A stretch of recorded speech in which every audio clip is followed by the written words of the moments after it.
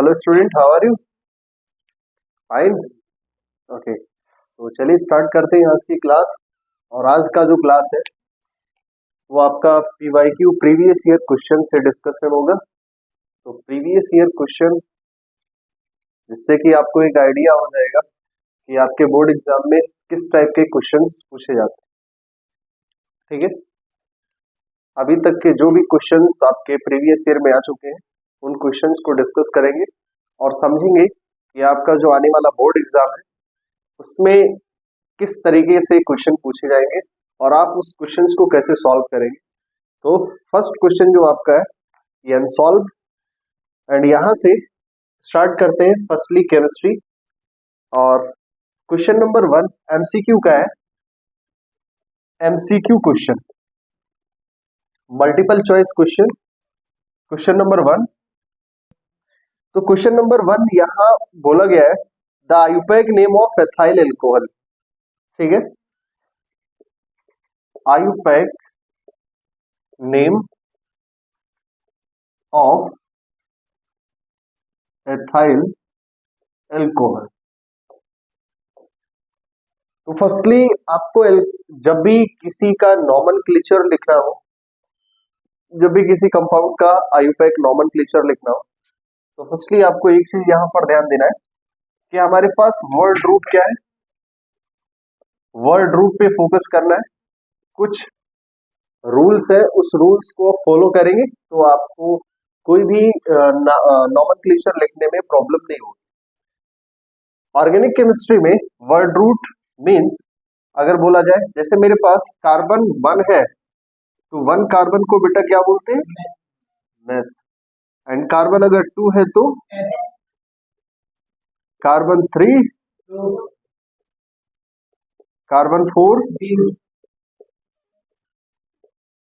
Carbon 5, carbon 6। क्या clear दिख रहा है? समझ में आ रहा है? और कार्बन 7। तो जनरली ये चीजें आपको आनी चाहिए। ऐसे 9 एंड 10 तक है, बट इतना ज्यादा आपके एग्जाम में नहीं पूछा जाएगा। सिंपली आप 7 तक याद रखिए। वर्ड रूट यानी कि नंबर ऑफ कार्बन अगर 1 है तो आप बोलोगे मेथेन।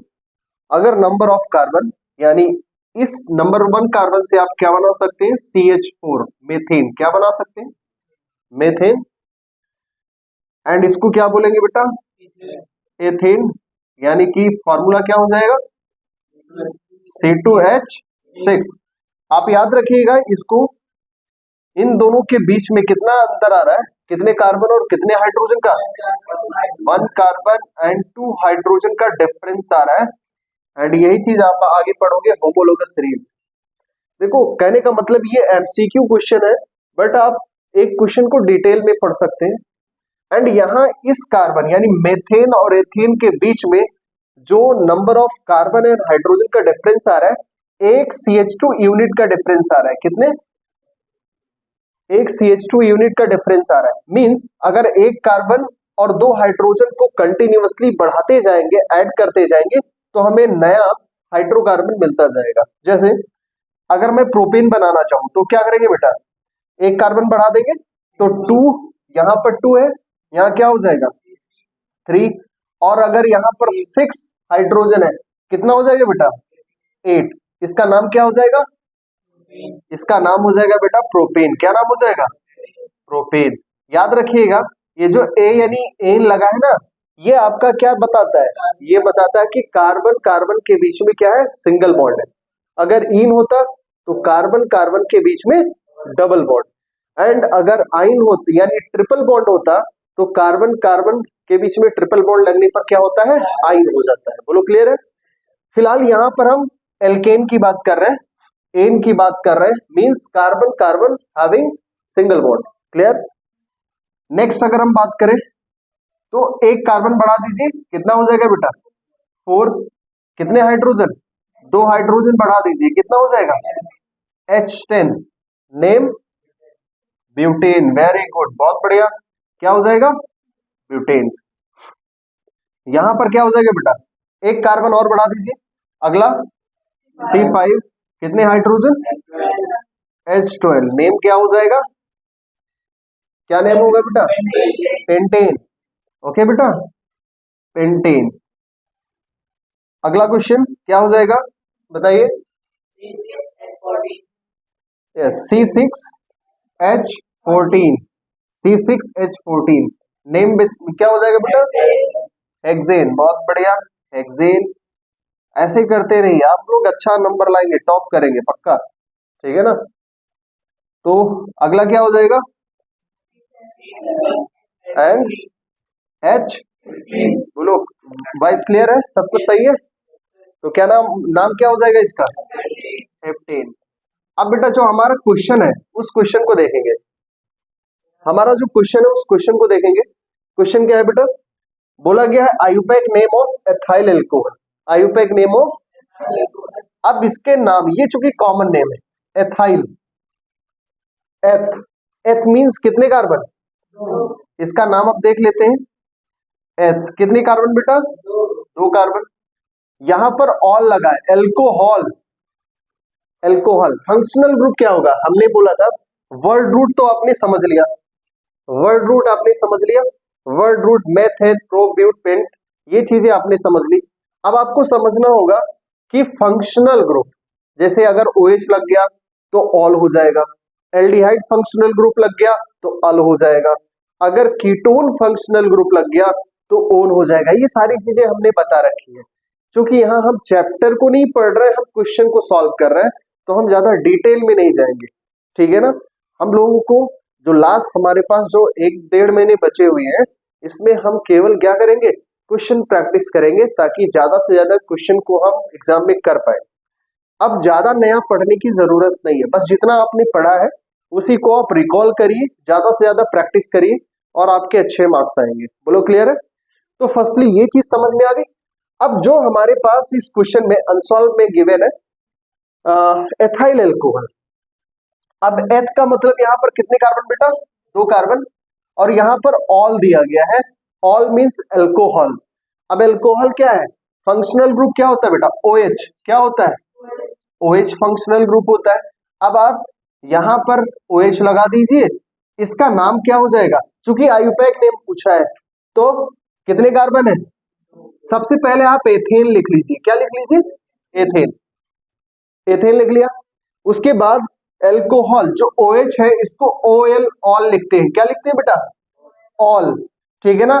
E को हटाएंगे और OL, ऑल को लगा देंगे, इसका नाम क्या हो जाएगा, तो एथाइल अल्कोहल का आयुपैक नेम क्या हो जाएगा बेटा, बोलिए, एथेनॉल। Very good. तो एथाइल अल्कोहल का आयुपैक नेम एथेनॉल हो जाएगा। बोलो क्लियर है। तो पहला क्वेश्चन आपका हो गया, समझ गए। इसमें जो लिखना है आप लिखते रहिए, ठीक है ना। बोलो क्लियर है, रफ कर दें इसको, ठीक है। अगला क्वेश्चन, डस्टर कहाँ गया बेटा है? वो एडिट कर देंगे, कोई दिक्कत नहीं, तो ले आओ। तो बेटा आप सेकंड क्वेश्चन पे चलते हैं, एमसीक्यू का सेकंड क्वेश्चन। इसमें बोला गया है the pH of alkaline solution is, the pH of, question लिखते रहिएगा बेटा, the pH of alkaline solution is. तो आपसे बोला गया है एल्कलाइन सॉल्यूशन का पीएच क्या होता है। तो सबसे पहले ये जो टर्मिनोलॉजी है एल्कलाइन, इसका मतलब क्या होता है, कोई बताएगा, एल्कलाइन का मतलब क्या होता है। तो बेटा आपको बता दें, एल्कलाइन मींस इसको हम बेस भी बोलते हैं, क्या बोलते हैं, बेस, ठीक है ना। तो जो बेस होता है इसकी पीएच वैल्यू कितनी होती है, मोर देन 7। बहुत बढ़िया। तो इसमें जो ऑप्शन दिया गया है, ऑप्शन गिवन है 0, 7, लेस देन 7, मोर देन 7, यानी जो आपका आंसर होगा मोर देन 7, बेटा क्या हो जाएगा, मोर देन 7, ठीक है ना। यानी जो एल्कलाइन सॉल्यूशन होते हैं उनका पीएच वैल्यू क्या होगा, मोर देन 7। अच्छा पीएच स्केल कहां से कहां तक होता है, पीएच स्केल 0 से कहां तक होता है, 14 तक होता है। क्लियर। तो 0 आपका मोर एसिडिक पे आता है, 7, इधर जो होता है वो क्या होता है, एसिडिक नेचर, क्या होता है, ठीक है ना। तो एमसीक्यू का मतलब ये नहीं कि बस आपको मैं टिक करवा दूं, ऐसा नहीं है, आप पहले उसके बारे में समझिए। जैसे ये बोला है पीएच, अब पीएच क्या होता है, तो पीएच 0 से कहां तक होता है, 14 तक। अब वो 0 से यहां तक अगर जाएंगे 6 तक तो क्या होगा, एसिडिक नेचर, क्या होगा। और जो 7 होता है बेटा, ये क्या होता है, न्यूट्रल होता है, क्या होता है, न्यूट्रल। यहाँ ये ना एसिडिक होता है और ना ही बेसिक, ना इधर एसिडिक नॉर बेस, क्लियर। तो ये न्यूट्रल हो गया। एंड अगर हम यहां पर क्या करें, मोर देन 7 की बात करें, किसकी, more than 7, more than 7 pH की तरफ जाएंगे तो फिर ये क्या हो जाएगा, बेसिक नेचर, क्या हो जाएगा, बेसिक नेचर। बोलो क्लियर है, क्लियर। तो हमने क्या समझा बेटा, कि the pH of alkaline solution is more than 7 and pH scale कहां से कहां तक होता है बेटा, 0 to 14 होता है, 0 to 6 आपका एसिडिक नेचर होता है, 7 आपका न्यूट्रल होता है एंड मोर देन 7 क्या होता है, बेसिक नेचर होता है। बोलो क्लियर है। क्वेश्चन नंबर 3 में बोला गया है what is used in black white photography, what is used in, ये कई बार पूछा गया है,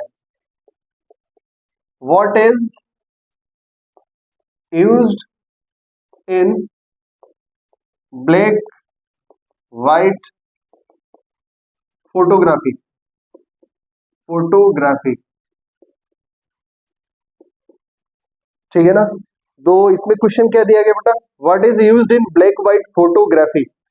तो ब्लैक एंड व्हाइट फोटोग्राफी में किसका इस्तेमाल किया जाता है, किस चीज का यूज किया जाता है। ऑप्शन इसमें दिया गया है AGCL, silver chloride, lead nitrate, ferrous sulphate, calcium carbonate. Option A silver chloride, okay. तो इसमें करेक्ट आंसर क्या हो जाएगा, सिल्वर क्लोराइड, एजीसीएल, क्या हो जाएगा बेटा, एजीसीएल। अब एजीसीएल के बारे में समझ लेते हैं, इसका नाम सिल्वर क्लोराइड है और एजीसीएल जनरली जब सनलाइट के प्रेजेंस में रिएक्शन करता है, किसके प्रेजेंस में, सनलाइट के प्रेजेंस में रिएक्शन करता है, ठीक है ना। तो आपको क्या देगा बेटा, सिल्वर प्लस क्लोराइड, क्या देगा, सिल्वर प्लस क्लोराइड, ठीक है ना।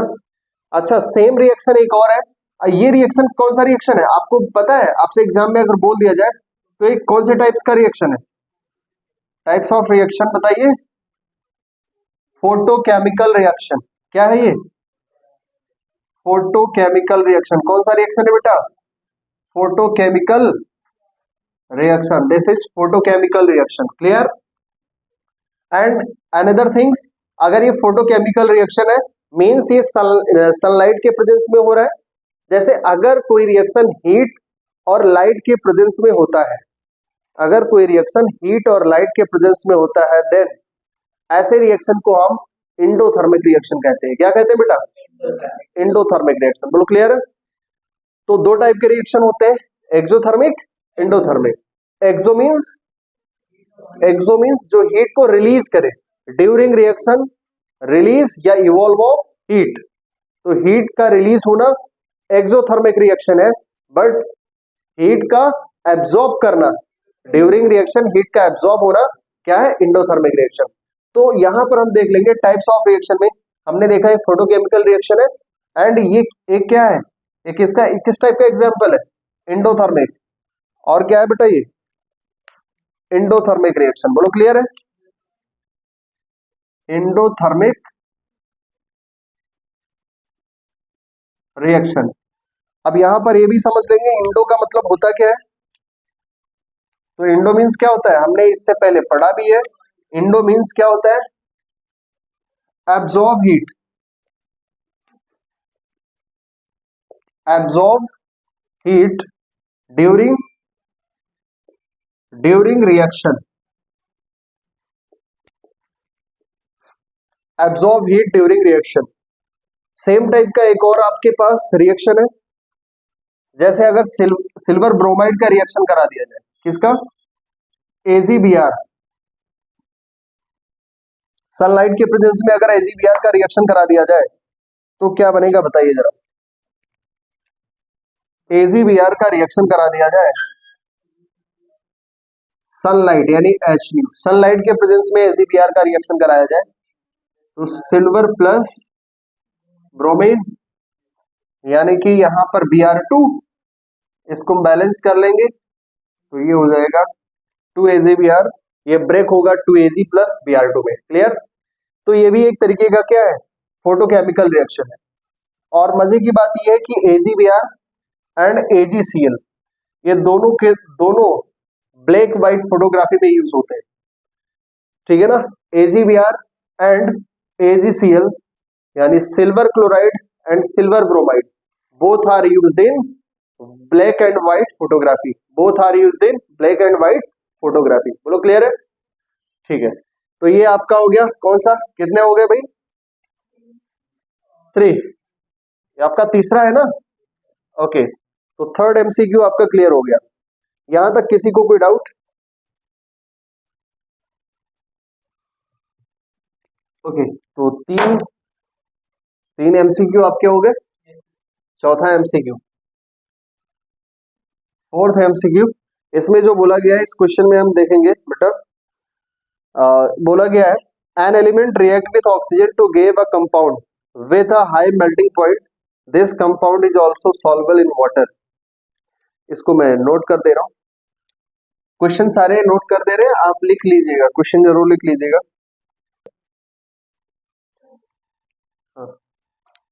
तो चलिए बेटा यहाँ पर अगला MCQ का क्वेश्चन, क्वेश्चन नंबर 4। तो क्वेश्चन नंबर 4 में बोला गया है an element react with oxygen to give a compound with a high melting point, this compound is also soluble in water.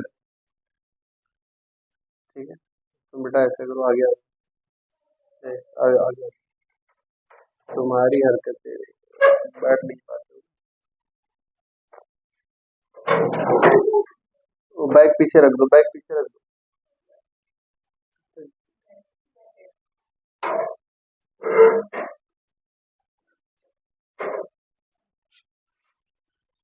Time waste कर रहे हो यार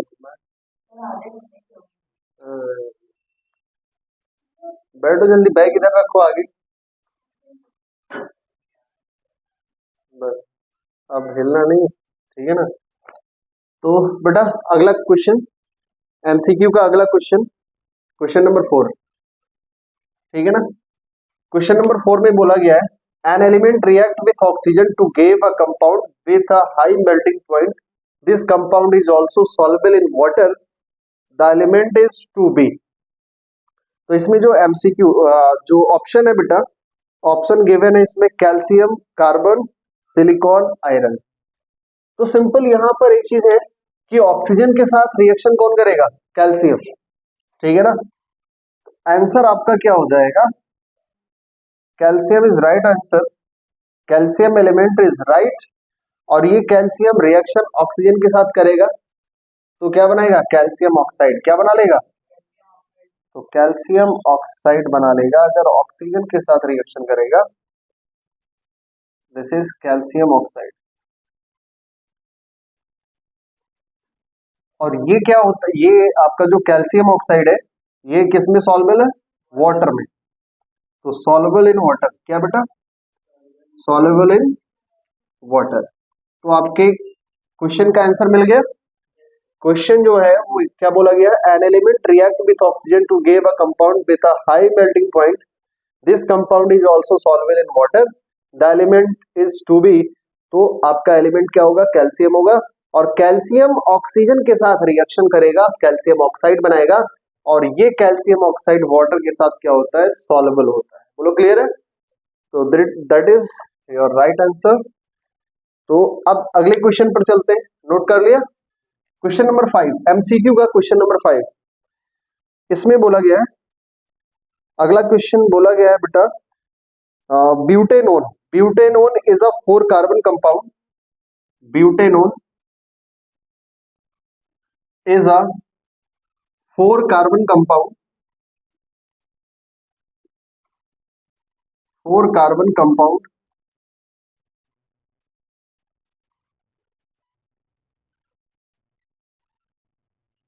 with the functional group, with the functional group.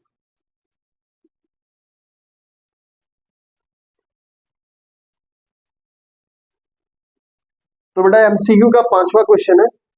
5th question में बोला गया है butanone is a 4 carbon compound with the functional group.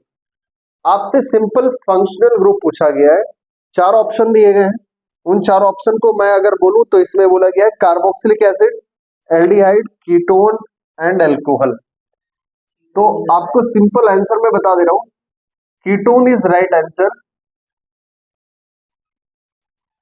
अब यहां पर जो बोला गया ब्यूटेनोन, क्लियर? तो ब्यूटेनोन कैसा होता है देख लो। कितने कार्बन, ब्यूट बोला गया, कितने कार्बन बेटा? 4 कार्बन और 1 कार्बन से यहां पर लगा दो आप ketonic group. This is ketonic group.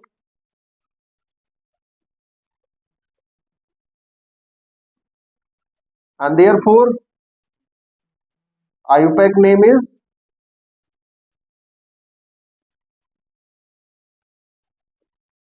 butanone. What is the IUPAC name of this compound? Butanone. Clear? तो प्रीवियस ईयर क्वेश्चन मस्ट है, जिससे ये पता चलेगा कि आपके एग्जाम में किस टाइप के क्वेश्चन आपसे पूछे जाते हैं, जिससे कि आप उस क्वेश्चन को इजीली कर पाए। और बहुत जरूरी है कि प्रेजेंट टाइम में आप लोग कम से कम 5 से 6 घंटे आप अपना टाइम दीजिए। अगर अच्छे मार्क्स लाने हैं तो पास तो हो जाओगे, गारंटी। पास तो आप सभी लोग हो जाओगे, लेकिन उसके साथ अगर अच्छे मार्क्स लाने हैं, केवल पास ही नहीं होना है, आपको अच्छे मार्क्स लाने हैं तो आपको 6 घंटे डेली प्रैक्टिस करनी पड़ेगी हर सब्जेक्ट की। हर सब्जेक्ट की 6 घंटे में सारे सब्जेक्ट आप निपटा लीजिए। जो सब्जेक्ट आपको थोड़ा सा डिफिकल्ट लगे उसको थोड़ा सा टाइम दे दीजिए। तो ऐसे करेंगे तो आपका मार्क्स अच्छा आएगा, ठीक है ना? तो प्लान के तहत चलिए, आप प्लानिंग करिए, अपने सिलेबस का प्लानिंग करिए, अपने जो भी अभी तक पढ़ा है उसका प्लानिंग करिए और प्लानिंग के तहत चलिए, आपका मार्क्स अच्छा आएगा। बोलो क्लियर है? ठीक है। क्वेश्चन नंबर 6 की बात करते हैं, एमसीक्यू क्वेश्चन नंबर 6। इसमें बोला गया विच of the following element evolve hydrogen gas with dilute acid. Which of the following element, which of the following element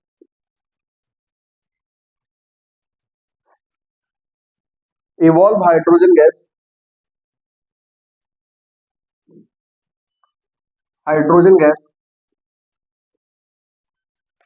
evolve hydrogen gas with dilute acid?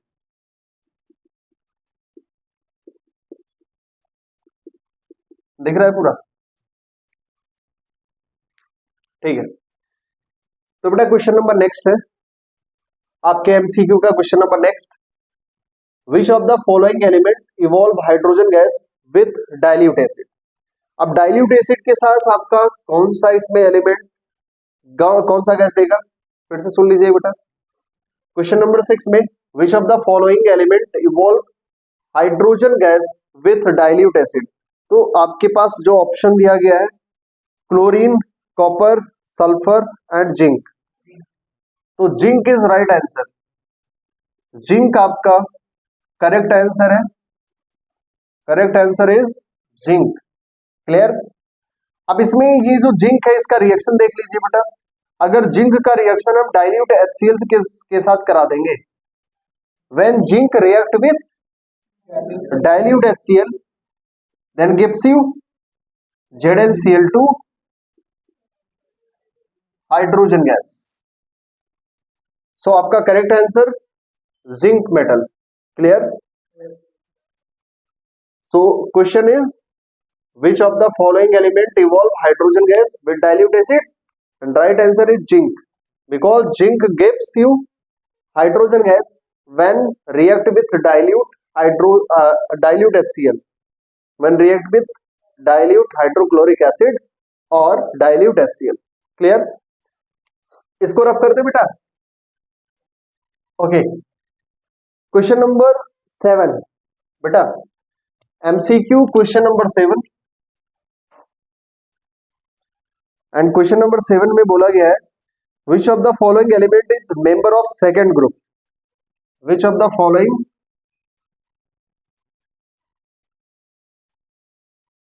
which of the following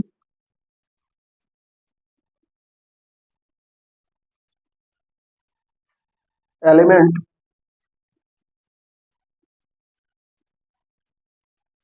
is member of second group?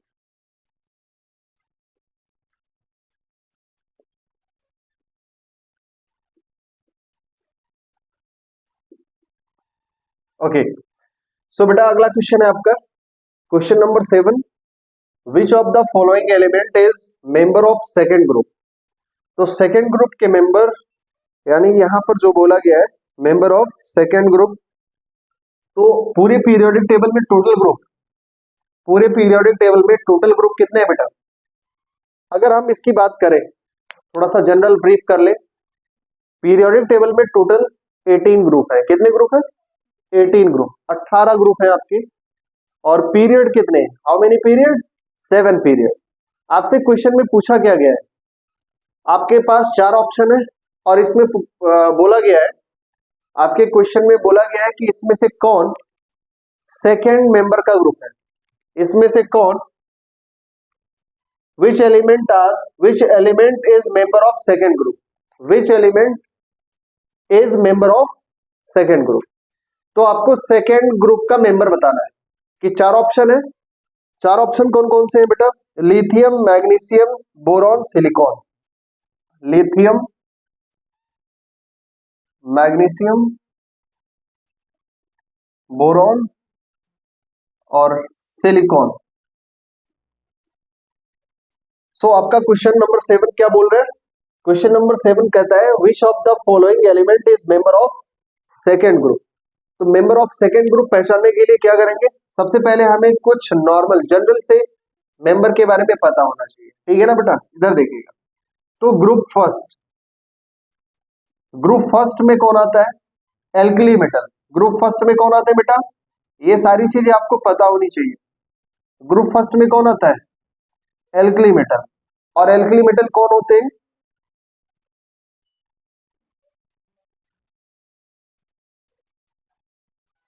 ये general आपके पास alkali metal है। Group first के metal lithium, sodium, potassium, rubidium. Lithium, sodium, potassium, rubidium. And group second की बात करें तो group second में कौन आता है?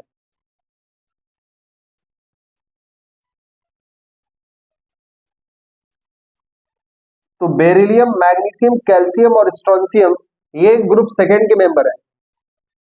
आपके पास 4 ऑप्शन है, लिथियम, मैग्नीशियम, बोरॉन और सिलिकॉन। और ये आपसे पूछा गया है कि which of the following element is member of second group, इसमें से कौन सा एलिमेंट सेकेंड मेंबर का ग्रुप है? तो सेकेंड ग्रुप से कौन बिलोंग करता है? मैग्नीशियम सेकेंड ग्रुप से बिलोंग करता है। Option is B. तो बी ऑप्शन आपका करेक्ट होगा। बोलो क्लियर है? 8। Now we are moving on next question, question number 8। Question number 8 आपको बता रहा है कि saturated hydrocarbon do not have, 4 option दिए गए। Saturated hydrocarbon do not have,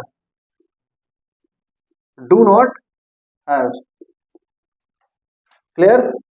तो ये जो क्वेश्चन है इसके ऑप्शन क्या क्या है देख लो।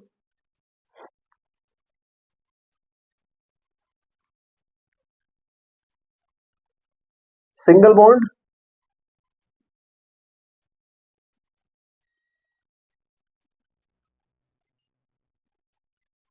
Tetrahedral structure,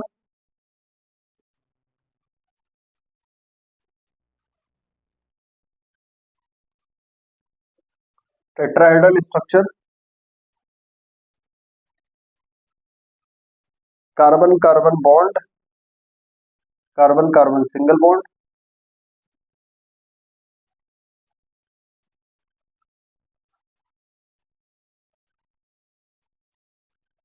equal to 109 degree and carbon carbon double bond. Okay, question सब लोग समझ लो। तो बेटा आपसे बोला गया saturated hydrocarbon do not have, saturated hydrocarbon में क्या नहीं होता है, ठीक है ना। सैचुरेटेड हाइड्रोकार्बन में क्या नहीं होता है, saturated hydrocarbon do not have, क्या सिंगल बॉन्ड नहीं होता है, क्या टेट्राहेड्रल स्ट्रक्चर। तो एक एक करके हम समझ लेते हैं पहले। तो कार्बन कार्बन सिंगल बॉन्ड अगर है बेटा तो ये सैचुरेटेड हाइड्रोकार्बन में आता है। कार्बन कार्बन सिंगल बॉन्ड अगर है तो ऐसे हाइड्रोकार्बन सैचुरेटेड हाइड्रोकार्बन कहलाते हैं। और टेट्राहेड्रल मींस जैसे मेथेन है, अब मेथेन 4 बॉन्ड लगाता है, कार्बन के साथ कितने बॉन्ड लगते हैं, 4 हाइड्रोजन। और ये कैसा स्ट्रक्चर है इसका, ये टेट्राहेड्रल स्ट्रक्चर है। कैसा है, टेट्राहेड्रल स्ट्रक्चर। कौन सा स्ट्रक्चर है बेटा, टेट्राहेड्रल स्ट्रक्चर है। तो ये भी आपका क्या है, सैचुरेटेड में आता है। किस में आता है, यहां पर क्या बोला गया है, डू नॉट, कौन सैचुरेटेड नहीं। क्या कार्बन कार्बन सिंगल बॉन्ड ये सैचुरेटेड नहीं है?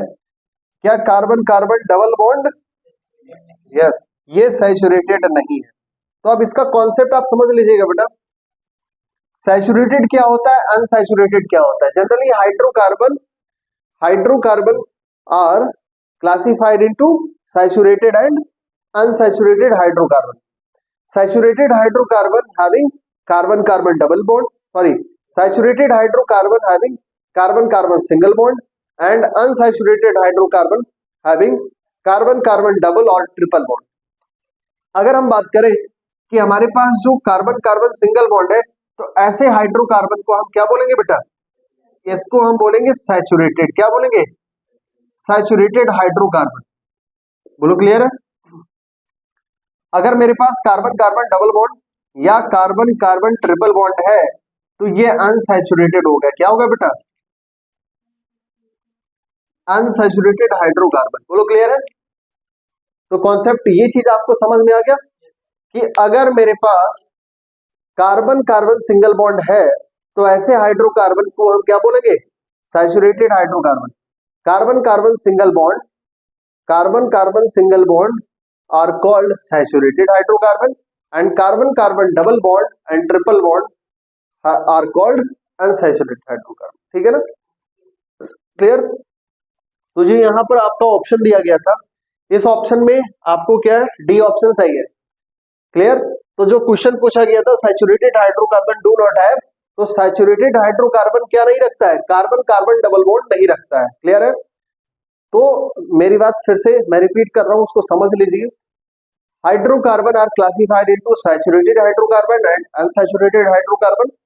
सैचुरेटेड हाइड्रोकार्बन में क्या होता है, carbon carbon single bond and unsaturated hydrocarbon carbon carbon double और ट्रिपल बॉन्ड।